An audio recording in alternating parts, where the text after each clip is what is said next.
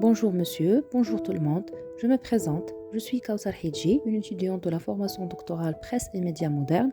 Aujourd'hui, je vais vous présenter un travail intitulé Des applications numériques et enseignement, une révolution pédagogique. L'objectif de ce travail est d'analyser comment les applications numériques transforment l'enseignement en le rendant plus interactif, accessible et personnalisé, tout en identifiant les avantages et les défis de ces applications.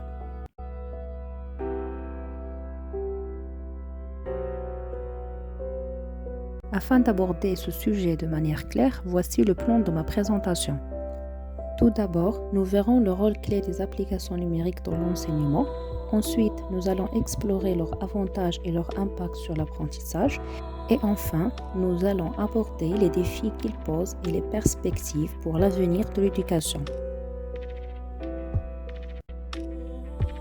Les applications numériques révolutionnent l'enseignement en rendant l'apprentissage plus interactif, accessible et personnalisé. Elles répondent aux besoins des élèves, des enseignants et des institutions en facilitant l'accès aux ressources éducatives et en favorisant de nouvelles méthodes pédagogiques. Dans cette présentation, nous allons d'abord explorer le rôle clé de ces outils ainsi que leurs avantages et les défis qu'ils posent dans l'avenir de l'éducation. Parmi les rôles des applications numériques, c'est l'accessibilité des ressources. Les applications permettent un accès facile et rapide aux ressources pédagogiques. Par exemple, Google Classroom, qui aide les enseignants à gérer leurs cours et à partager les documents, tandis que Moodle, qui permet aux étudiants de travailler ensemble sur des projets et d'accéder aux ressources de manière centralisée. Deuxièmement, on a l'interactivité et l'engagement. Les outils numériques rendent l'apprentissage plus interactif et motivant. À titre d'exemple, Kahoot qui transforme les quiz en moments ludiques et Quizlet qui aide les étudiants à mémoriser des concepts grâce à des fiches et des jeux éducatifs. Les applications numériques permettent aussi d'adapter l'apprentissage aux besoins individuels de chaque étudiant. Par exemple, Duolingo qui permet un apprentissage des langues adapté au rythme de l'utilisateur, tandis que Khan Academy qui offre des cours gratuits avec un suivi personnalisé pour chaque étudiant. Enfin, collaboration et communication.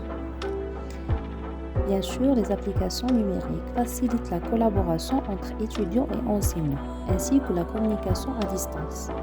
À titre d'exemple, Microsoft Teams qui permet de collaborer en ligne et d'organiser des réunions, tandis que Zoom est largement utilisé pour les cours à distance et les vidéoconférences. Après avoir exploré le rôle des applications numériques dans l'enseignement, voyons maintenant les avantages qu'ils offrent aux élèves et aux enseignants. L'intégration des applications numériques dans l'éducation présente plusieurs bénéfices majeurs. Le premier bénéfice est la facilité d'accès. Grâce à des plateformes comme Edmodo et Schoology, les supports pédagogiques sont disponibles en ligne à tout moment, permettant un apprentissage plus flexible. Deuxièmement, la flexibilité. Avec des outils comme Coursera et Udemy, chaque apprenant peut progresser à son propre rythme, favorisant ainsi un apprentissage personnalisé. Ensuite, une motivation accrue. L'utilisation d'approches gamifiées comme avec Classe Dojo par exemple stimule l'engagement des élèves et rend l'apprentissage plus ludique. Et enfin, l'amélioration des compétences numériques. Des plateformes comme Scratch initient les élèves à la programmation et les préparent aux défis du monde digital. Malgré les nombreux avantages des applications numériques dans l'enseignement, il existe également des défis qui peuvent limiter leur efficacité. Ces obstacles doivent être pris en compte pour une intégration réussie et équitable de la technologie dans l'éducation. L'un des principaux défis, la dépendance à la technologie. Pour certains élèves, l'accès aux outils numériques et à une connexion Internet stable n'est pas garanti. Cela peut créer des barrières importantes, en particulier pour les étudiants vivant dans des régions isolées et disposant de ressources limitées. Deuxièmement, la surveillance des données. Les applications numériques, bien sûr, collectent souvent des données personnelles, ce qui peut poser des risques en matière de vie privée et de sécurité. Certaines applications ne respectent pas toujours les normes de protection des données, ce qui pourrait exposer les informations sensibles des étudiants. Et enfin, l'écart numérique. Il existe aussi un écart numérique important, notamment entre les zones urbaines et rurales.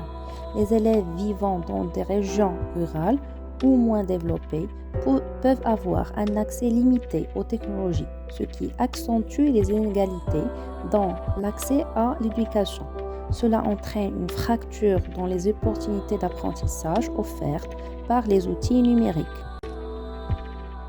Pour conclure, nous pouvons dire que des outils comme Google Classroom, Kahoot ou Duolingo ont un grand potentiel pour améliorer l'enseignement et rendre l'apprentissage plus interactif et accessible. Toutefois, pour en tirer le meilleur parti, il est essentiel de garantir leur accessibilité, de protéger les données des utilisateurs et de veiller à une utilisation équilibrée. En abordant ces défis, nous pouvons vraiment profiter de ces technologies pour une éducation plus inclusive et efficace. Merci à vous.